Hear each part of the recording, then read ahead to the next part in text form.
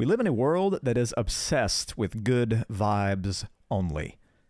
We scroll through the highlight reels, we fake the smiles at church, we tell everyone we're fine, even when we're actually falling apart.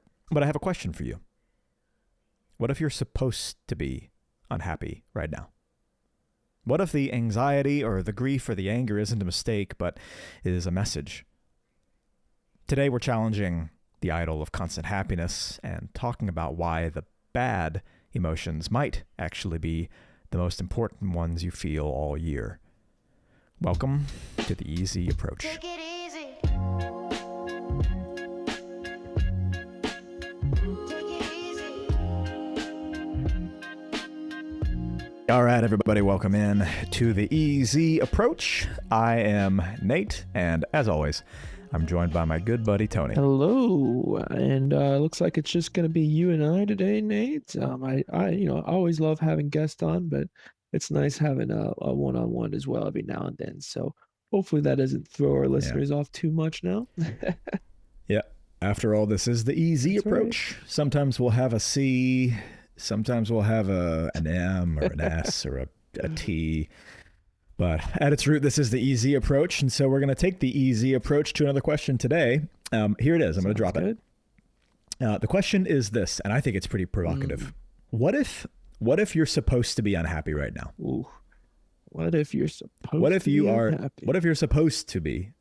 Yeah. Well, I mean, call me crazy, but I feel like that would be very counter to the majority of what everyone desires, and the pursuit of happiness. Not even It's very, yeah. not even talking about the movie, of course, but just in general, it's like that could easily be summed up as like one of the biggest motivations or goals or purposes of life to begin with. It's like just want to be happy. I want to be content. I want to be. Yeah, and to be clear, I mean, I don't think either of us would think there's anything wrong with being happy. Exactly. Yeah. But the question is there something wrong with running from unhappiness so hard that you avoid it completely? So I to kick things off, here's what I was thinking, because this is it's very countercultural to be okay with being unhappy, or to be okay with, like, in terms of our culture right now in the West, in the USA, we want to be happy at all times. And so have you seen like Instagram posts or bumper stickers, or maybe it's like a sign on a bar wall that's like good vibes only? Yeah, absolutely. You seen one of those? Yeah. Yeah. I feel like if you scroll around on white girl Instagram for a little while, you're going to get a picture of a beach. Maybe it's a sunrise or a sunset, or maybe there's like a margarita, and it's good vibes only. Yeah, good vibes only. Live, laugh, love. Yeah, that's right. Yeah, definitely the laughing is an important part. No sadness, no crying. We don't want any of that. Don't cry because it's over. Don't cry at all. Yeah. Yeah, I mean, we've probably all seen, everyone out there listening has probably also seen, like, maybe it's a coffee mug, or maybe it's the Instagram post that made you kind of roll your eyes a little bit. But where do you think that pressure comes from? That's a good question. And I mean, you joke about it being a fun live, laugh, love chick thing, and it's like I can see the other side of that coin as well with guys. When you say the don't cry at all, like it can look a little different, but it's the same thing at the core, where it's like, hey, emotions are bad, right? Like if you're in control of life, if you are doing what you're supposed to be doing, then you're not going to get overly emotional. You're not going to get overly sad no matter what happens in your life, because you're strong. You're controlling things. Don't let it control you. That's kind of a little bit of what I feel like maybe a stem of it is from, is that emotional buildup. That has that negative connotation. Yeah, for sure. And definitely in the church. I know we've talked about the toxic positivity thing in the church, where it's like, don't share how you're actually doing, particularly if you're struggling. Because if you're struggling, that means you're not succeeding. And if you're not succeeding, then something's deeply wrong. So get it together, brother. Get it together, buddy. Yeah. But I also think, even on a broader scale in culture, I think there has been a real effect of the rise of social media, Mm. where, like everyone scrolls on social media, or most everyone scrolls on social media. For the most part, I've gotten off of pretty much everything. And definitely I don't scroll through my friends' social media stuff anymore. It's personally, but it's very common for a lot of people. And you're looking through, and this has been much talked about, but you're looking through a highlight reel, obviously. You're looking through, the vacation photos and the job promotion celebration photos and the happy family photos. And there's almost like a silent pressure. It feels like that there's like this illusion that everything I'm looking at, all these images I'm looking at, everything is figured out. Like they've figured it out. Happiness is the default state. Yeah. And if you're not feeling that, then there's something wrong. Like, which is not to say that there isn't something wrong if you're feeling unhappy. Like I think probably we're going to head more in this direction as we go, but that can often be an important signal to do something. Yeah, absolutely. But the role of that signal is not to be pushed down and ignored. The role of the signal is to be addressed. Yeah, but all too often it is just that. It is pushed down and ignored because, we were talking about Job not too long ago, and it kind of makes me feel like this might be a modern equivalent where Job and his friends were basically saying, "Oh, well, all these terrible things have happened in your life. Well, you obviously have deserved it, Job. Like you've done something wicked, And I kind of feel like it might be a little similar in the sense of, oh, you don't have your life together. You're not happy right now. You're not in control of your destiny. Well, then you obviously have done something wrong, right? You're not succeeding. Like you're saying, you are failing. It's on you. Get your stuff together. Yeah. And I can be totally guilty of this myself, where I'll get a text from a buddy talking about how stressed they are or that they're struggling or something. And I mean, like, what is my immediate reflex but to go, all right, let's make a list. Like, let's make a list of what you need to do, or go just take a walk. And, look, sometimes those things are the solution. Like sometimes you are feeling a passing wave of, melancholy or whatever else. But I think that's really what we want to explore today. The idea that unhappiness or anxiety or just like sadness, that those things are, they're not bugs in our system. They're features. Yeah, they're placed there for a reason. Yeah. What if they are the check engine lights on the dashboard of our car, telling us that there's something that needs attention here. Yeah. And how many times is, if you have an older car and you're just like, I'm just going to ignore that dashboard light. I'm going to ignore that check engine light. Surely it'll go away on its own. Right. Yeah. Right. Right. Yeah. Oh, that's a really great way to think about it. Because I've definitely done that. I'm not really a car person. I'm not really an engineer type of guy. I don't really understand how ICE engines work. I guess ICE engine is a bit redundancy. Internal combustion engines work, right? And so I've definitely been guilty of like, well, I don't know what that light means, and maybe if I ignore it for long enough, it'll just kind of go away, figure itself out on its own. So, taking a deeper step then, what about sadness?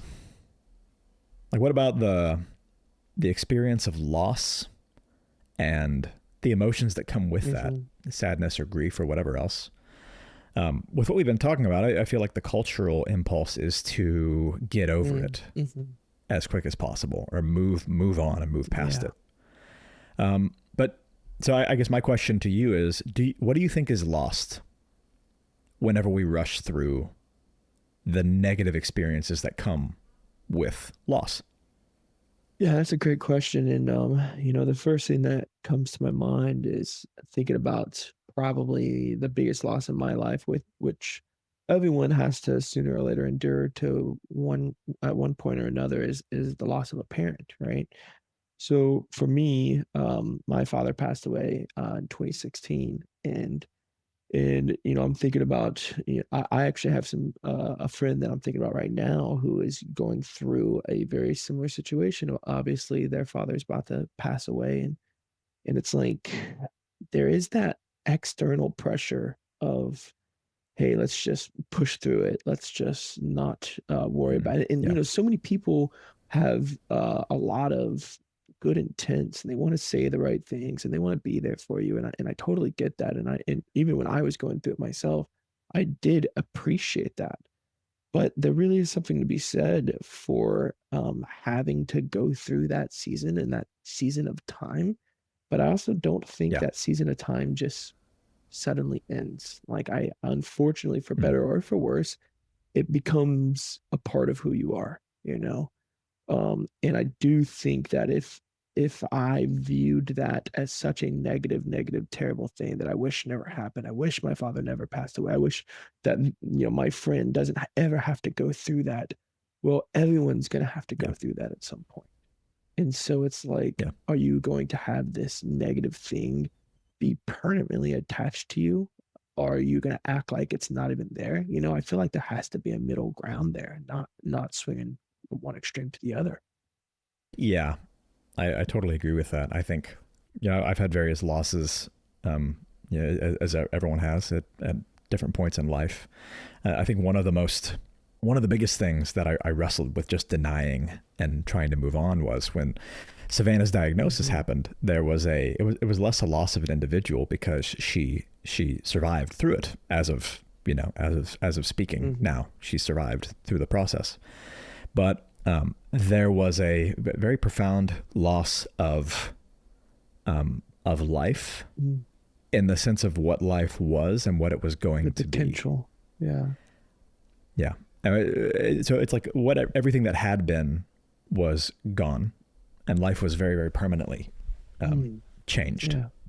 And then everything that was going to be, like, we were on the cusp of moving as a family and starting a whole new season. It was like 1 week before moving day when this whole diagnosis happened. And so we went through this process of grieving almost the loss of that entire season, but even just the loss of like what it means to be parents to our very young kids, ages 3 and 1 at the time.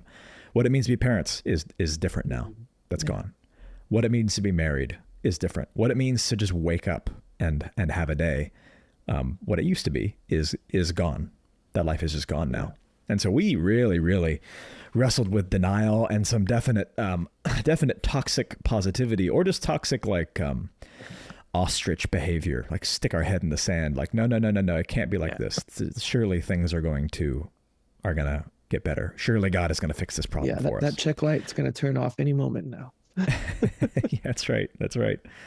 Yeah. And it wasn't until we kind of embraced the season and said, like, let's accept this for what it is. And what like, the season is different and worse in many ways, but in what ways can it be better? In what ways can we really thrive in the season with, what God has called us to here and now?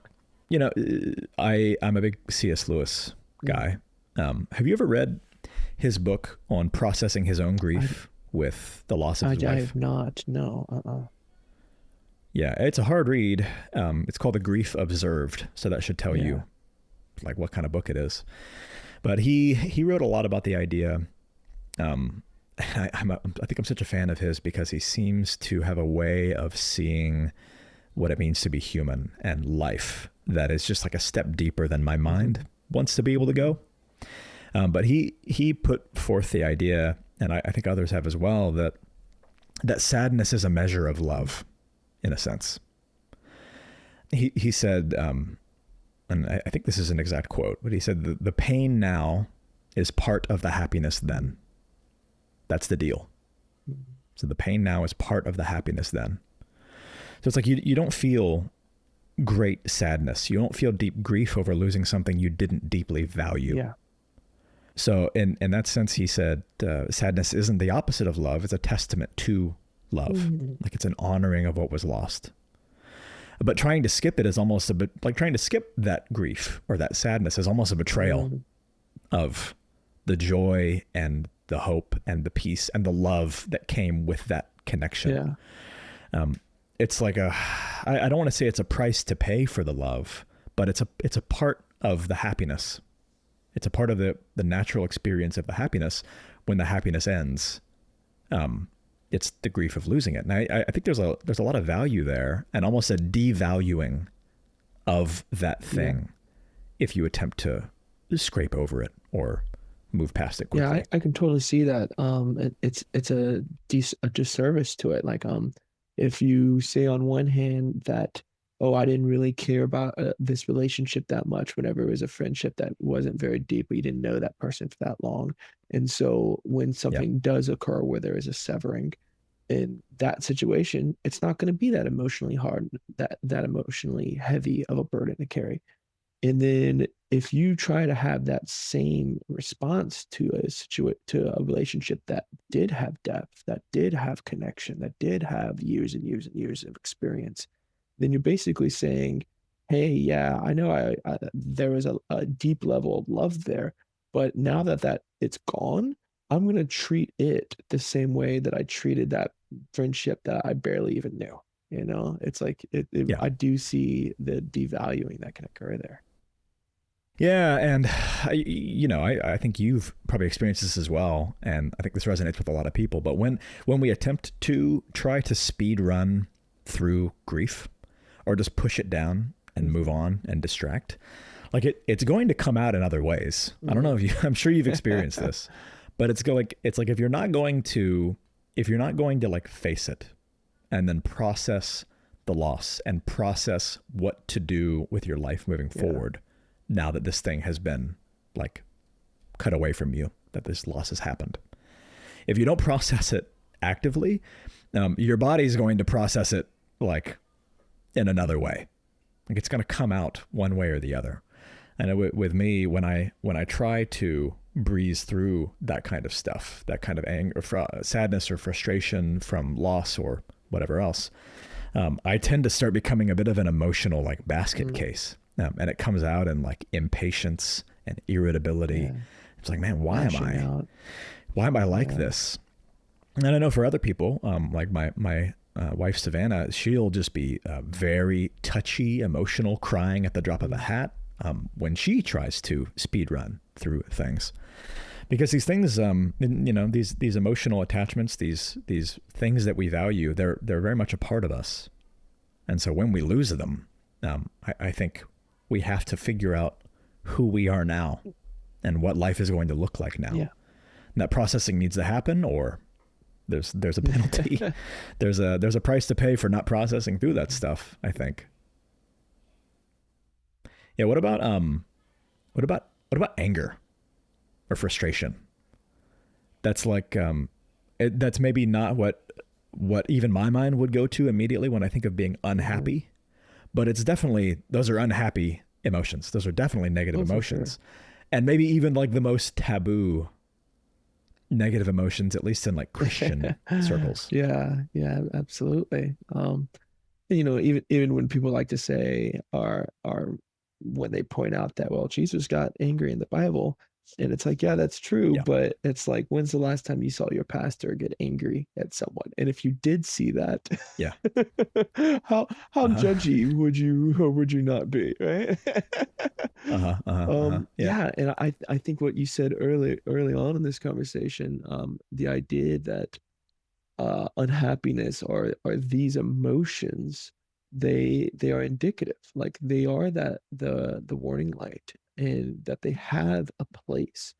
And so I can think of, like, let's talk about, like the criminal justice system, or let's talk about when something occurs that's very vile in nature, whenever it's like a crime against a kid, or just something that, especially that, the public can agree on, that this has a sense of moral outrage, and there has to be consequences. There has to be justice. There has to be righteous anger. And that's what I Yeah. feel. It's like, though there are moments when absolutely anger is not only what's appropriate, but it's called for. And I feel like, to compare it to what we were just talking about, of how, if you don't grieve the long relationship the exact same way, the short friendship, then if you don't have anger in a moment where the consequences and what has occurred is truly just devastating, then you're basically saying, "Oh, no big deal," you know? No big deal that Yeah. happy, terrible thing happened to this kid. or this terrible thing happened, like terrorism or anything, like no big deal. It's not that, I don't need to get angry about that. Yeah, yeah. I've taught on the subject of God's character a lot over the Mhm. years, like for a week at a time, on these different character attributes of God as explained in the Bible. And there's a spot in Exodus, like up on Mount Sinai, where he tells Moses like his basic description of his character, and it's these five describers, and one of them, right in the middle, is slow to Mhm. anger. Mhm. But it doesn't say doesn't Yeah, I get love angry. that. Yeah. It also doesn't say he just is Yeah. angry, like sinners in the hand of an Yeah. angry God type Yep. deal. But it says he's slow to anger. Mm. So God does get angry, and you can point at various places in the Bible where God gets angry.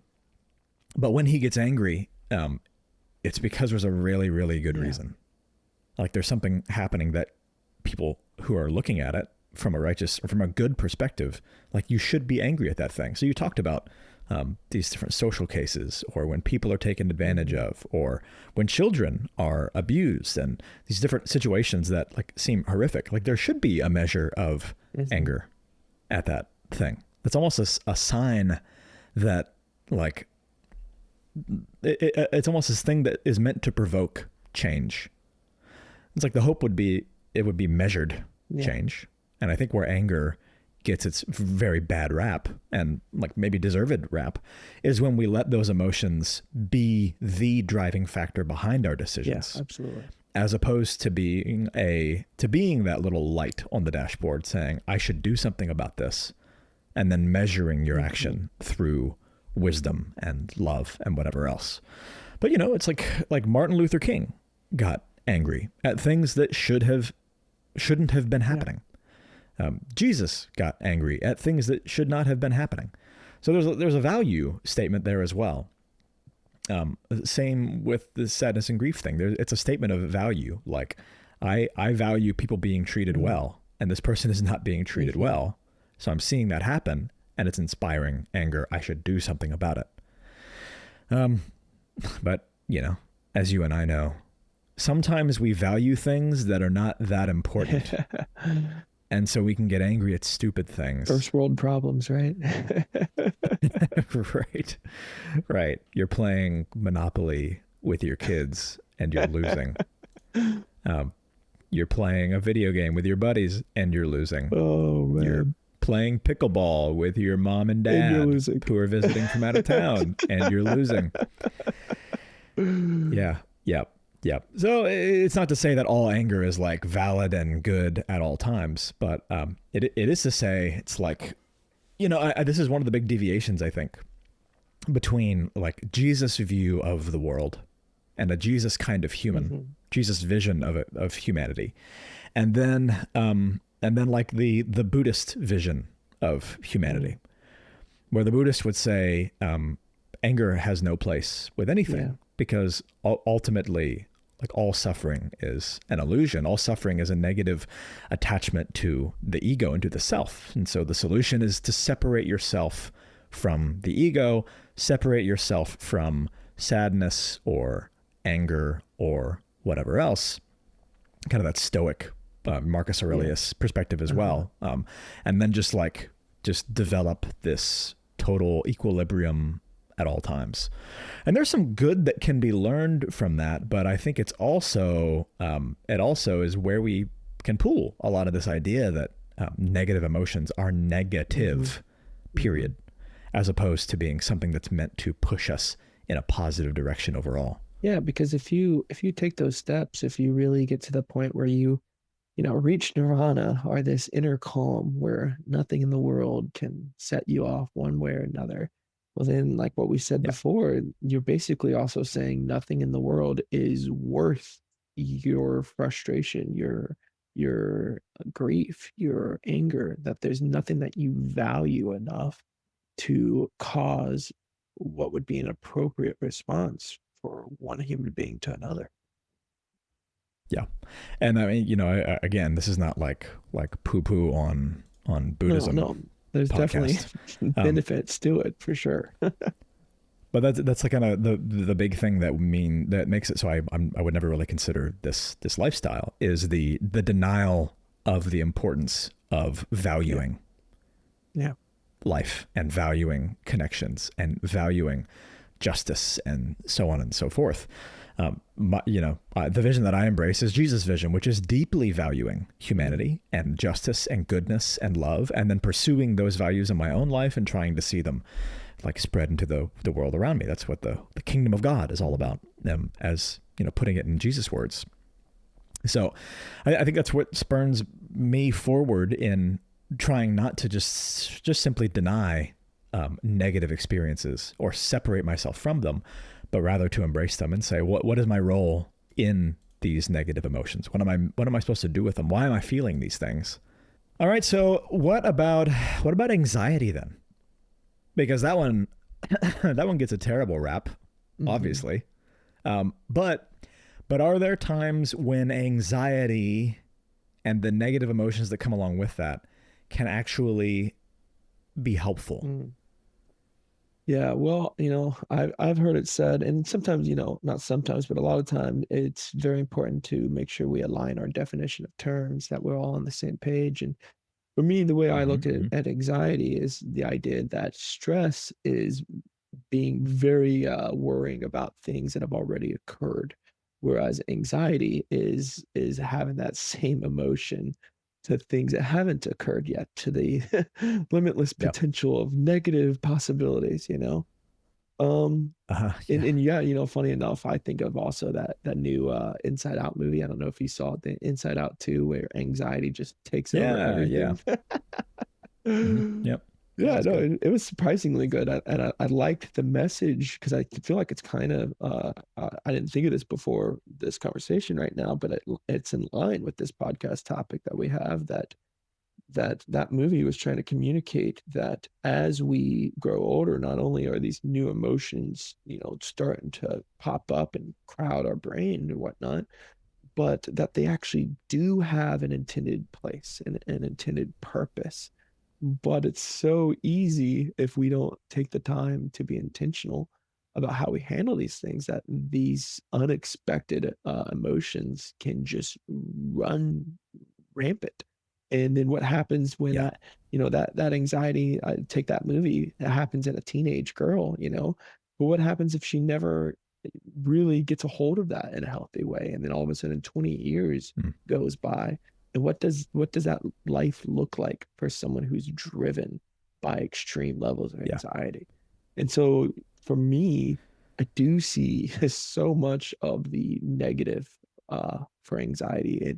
It is hard to ask myself, what is the purpose of it? Where should anxiety be? What red light is it trying to get us to see, and as far as the engine flashing, Yeah. I mean, there's the obvious, like, hey, I'm feeling a lot of anxiety about the final exam that I have that's in a week. I should probably study. Yeah. It's like I should probably prepare a little bit, because maybe I'm feeling like I'm deeply unprepared and that's making me anxious. But I think maybe even more broadly, because that can be, anxiety can be like a vice of mine. I don't know if you've ever had like the anxiety party in your own head, like a pity party, where it's like I can't do anything about this thing, so I'm going to feel anxious about it because I can't control it, but I'm just going to like indulge in the anxiety. Just wallow and there's in it. this weird sense in which it feels good to indulge in it, even though it makes me feel terrible. I don't know what that is. Maybe it's just me. Maybe I'm the only one in this whole pod sphere that has anxiety parties occasionally. I definitely have the pity parties, and I'll let you have that party more yourself. But our listeners definitely can relate more, I'm sure, with yours or mine. Either way, there are people who definitely understand what we're talking about. Everybody has some kind of really crappy party that serves no purpose but to make you feel worse. But I think for me, what I've noticed over the years is, and really I started like having to deal with this constantly when Savannah was diagnosed. because it put this thing in my life that was causing me severe anxiety every single day. And it was something that was like I was completely and utterly unable to do anything about it. There's very few things in life that life will give to you that you can't do anything about. Yeah. Usually you can do like a little bit of something You about it, could work towards even if you that. can't control Yeah. it.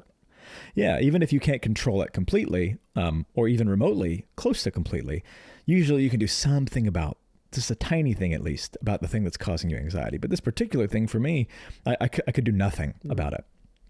And what I learned to recognize over time is that when I was feeling anxiety, it was basically a signal to me, like a fire alarm. It was a signal to me that my hope and my peace and my security and my confidence was focused on something that was inadequate Yeah. to hold my hope and my peace and my security and my confidence. So in other words, usually it was like, my hope and my peace and my et cetera, is on my ability to control my life. That's right. Yep.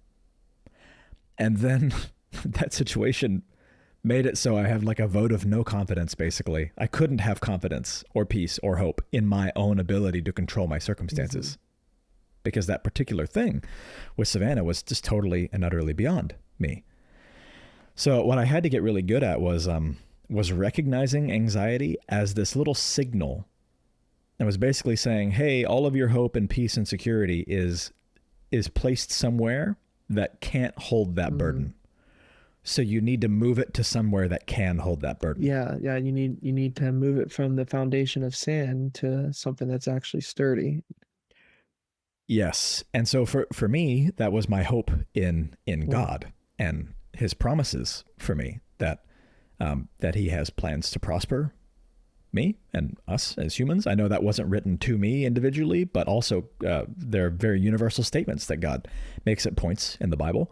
But also this little thing where God makes this statement that he is able to, for those who love and trust him, he's able to take all things and work all things, good and bad, for the good, ultimately, of those who trust in him.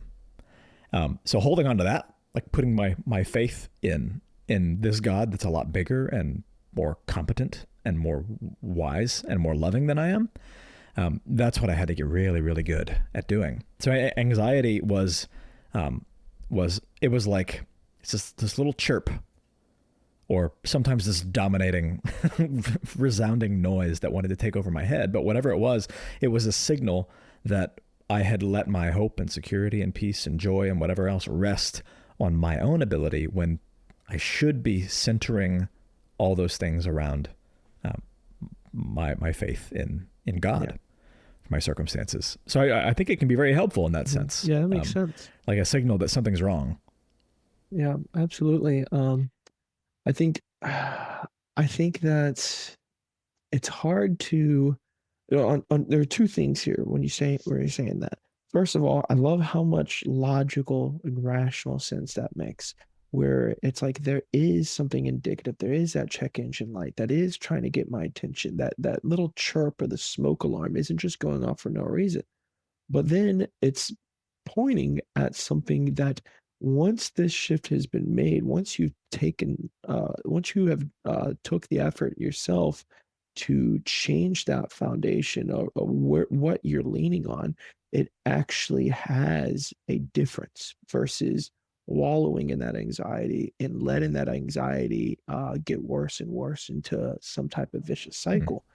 And so it's like, that's something that's like, how can I communicate another rational answer to dealing with anxiety or dealing with negative emotions? If someone else out there says, well, I don't like to bring up religion, I don't like to bring up Christianity, which, don't be wrong, I totally understand that. I totally understand how conversations dealing with politics and religion and all this stuff has so much of a negative connotation, because most people don't engage in one another like they're human beings. From my perspective, there's so much of that dichotomy, there's so much polarization, right? But it's like, if someone having that same problem that you are having, Nate, where they're having that not the pity party, you said it was the anxiety Anxiety party. There party. you go. They're having the anxiety problem, the anxiety party, but they're trying to take the same efforts you took. It's like, where else could they possibly land logically and rationally that will help resolve the problem, if not something bigger than themselves and outside of their own behavior and possible failures? You know what I mean? Yeah, that's probably a good question to prompt us to moving into another Yeah, part here, which is what do we do exactly. Yeah. if we're not supposed to just move on from negative emotions like anger, frustration, sadness, grief, anxiety, just push past those things or ignore those things. What do we do? And I do want to throw out a disclaimer here. Need to make something really, really clear.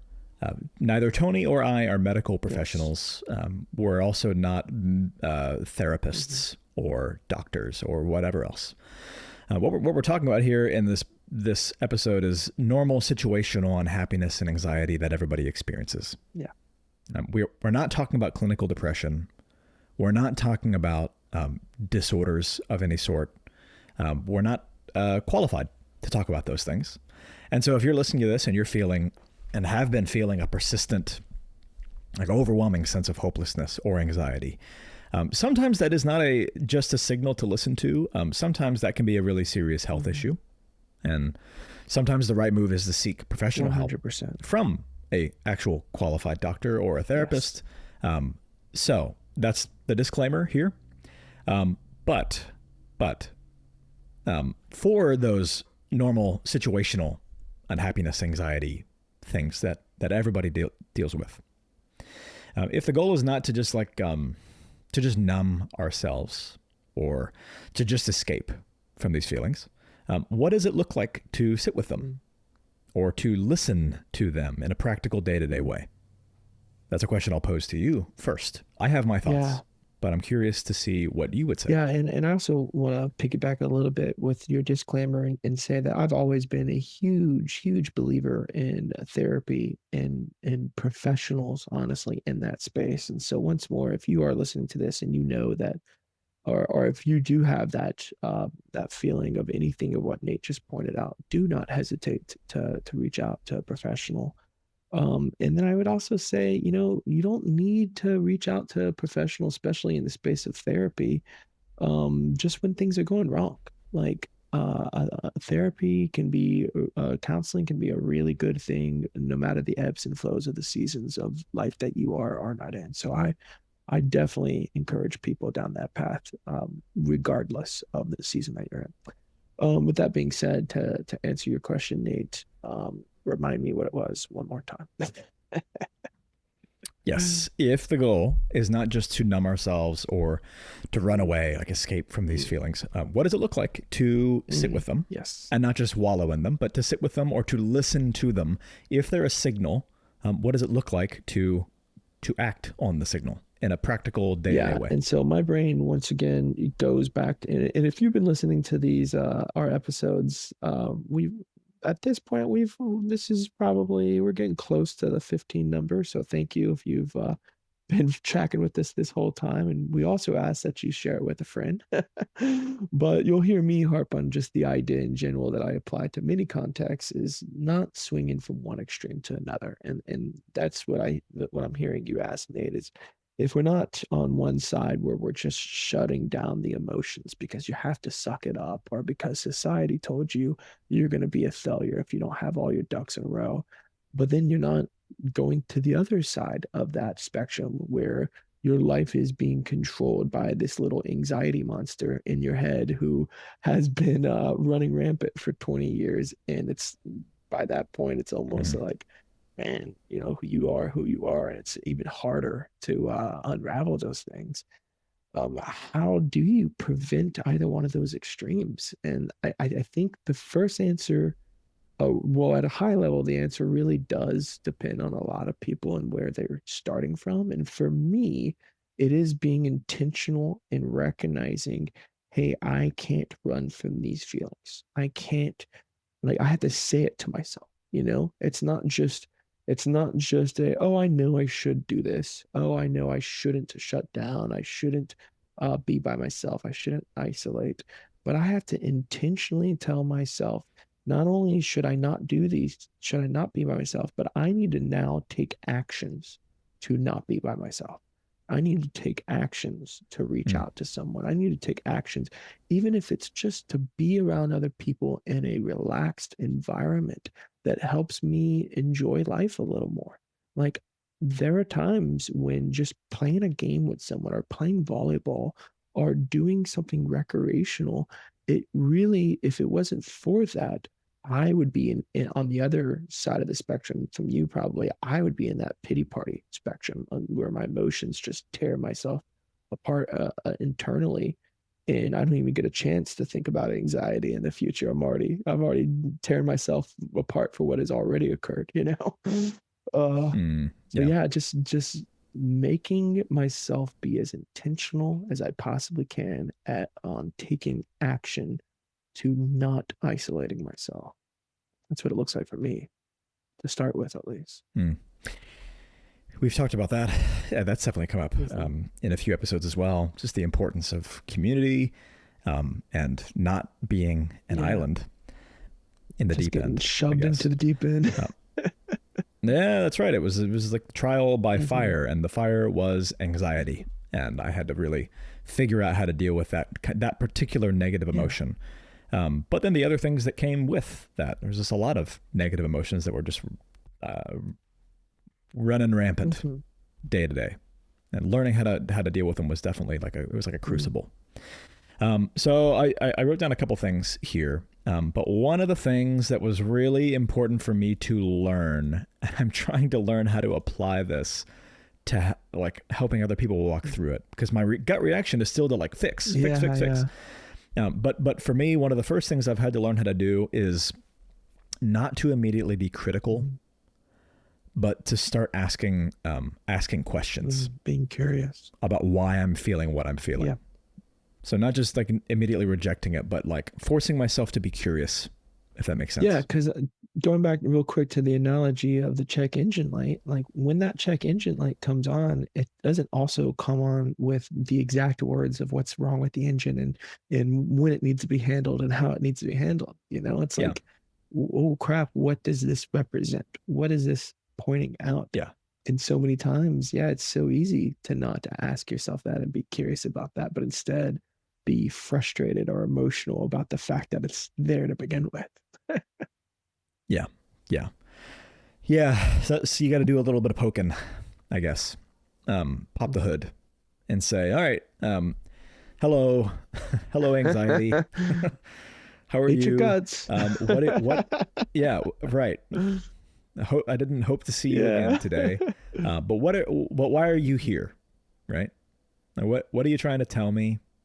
What is it that needs attention? Yeah. Because sometimes I've noticed I'll be angry about something, and I'm just like, I'm angry because of that thing. And then upon closer examination, like what I'm angry about, there's something a little bit deeper that I'm actually angry about or actually sad about. There's something like very valid, or something very like just like there's an actual thing there that's causing me this negative emotion. And sometimes I can just skim right over it if I'm trying to move on. So forcing myself to not immediately reject, but to ask questions, be curious instead of being immediately critical. That's been really important.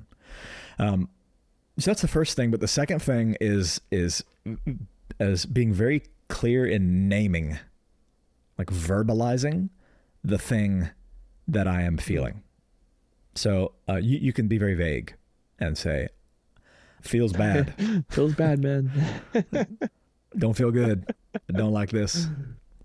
But taking a step further and being like, man, I'm feeling disappointed because I was hoping for this and it didn't happen. Yeah, unmet expectations. And I'm disappointed. Yeah. Or oh man, I'm not just feeling bad or angry. I'm feeling envious because that person got something, had something happen to them that I wanted to happen to me. and I wish it would happen to me. Yeah. I'm feeling envy. I really think there's a lot of power to language, even just to putting words on the thing. So once I think once I've gotten into the place where I can start questioning why I'm feeling this way, and then identifying this is what I'm feeling. I think, and this is like a therapy tool that a friend of mine who is in the therapy world passed on to me. But this is a really, really great, functional, practical little tool. Is after asking a few questions about why you're feeling the thing you're feeling, like what is it that needs attention. After you've named it very clearly and specifically, like put your finger on it, there's something called using the "and" statement, which is instead of saying, I am anxious, so I can't do this. There's the "and" statement is, I'm feeling really anxious, and I'm going to take the next step anyway. If that makes sense. Yeah. There's like an acknowledgement of the thing you're feeling, but then there's not the, like, here, negative feeling, you have the steering wheel. That's right. Like, you get to take control of my decision. It's like, I am feeling this, and I'm going to do this other thing. And I'm going to take this step in this direction or whatever else. I'm feeling disappointed that didn't go the way I wanted. And I'm going to go take this next step over here to move in this other direction that I know is the right thing to do. So there's like, because it's not but, right? It's and. Like, you can feel that, and you can acknowledge that, and you can move forward with that. So for me, that's been really, really important. Not just washing over things. Like, I am feeling really anxious, and I'm going to go process this out until I can see the way forward. Yeah, I think what you're saying about the verbiage is very key. And I think that the fact that focusing on the "and" in it not being a "but," I think there's something very foundational there. And the idea that, going back once more to something where you're grieving a parent, for example, it's a lot of times people are like, oh, it will get better with time. It's like, yes, your parent is passing away, but it will get better. But this season passes, but he's in a better place. And I like the idea of the reality of what the "and" represents. It's, yes, my father is passing away, and I'm going to move forward with it. And I'm going to figure out what my life looks like with it. Like, it really invites it to be a part of your life in a way that it can fuel, it can provide the healthy motivation that you need to move forward in this difficult season, without letting that grief or sadness overwhelm you, and all of a sudden your emotions are making the decisions and not your logic, Totally. I think the reason I wanted to share those three things specifically is because those are very universal. Yeah, I agree. I think anybody of any, like, whatever your walk of life is, you can make use of those things. And I would encourage you guys out there to start asking questions about why you're feeling what you're feeling, and taking advantage of being able to name it and identify it, but also that "and" statement I found very helpful. The one other thing that has meant a lot to me, but I recognize this is it's not for everybody, is journaling and processing the things that I'm feeling by writing them down. Strictly speaking, I don't write them down, but I type them up. I'll open up my laptop and just type out all the things I'm thinking and feeling, and because I hate writing with my hands. Yeah. I have terrible handwriting. I hate looking at it, but typing it, all the letters look the same all the time, nice and uniform. So I usually do that. But that was like extremely, extremely important for me for years, when dealing with a lot of really heavy stuff. And even for me, that was a tool that I had a pretty deep season of depression. And I'm not saying this can work for everybody, and I'm not saying that this is your solution. This is why I'm mentioning this as an aside. But for me, that was what really was the difference maker in processing all of these very, very negative, heavy things. Writing them all out and being able to see them, for me, that was the practical the getting curious and the identifying. For me, because I like my faith in Jesus is like fundamentally like part of my identity. I would hold those things up to God and hold those things up to Jesus and say, what do I do with all these things?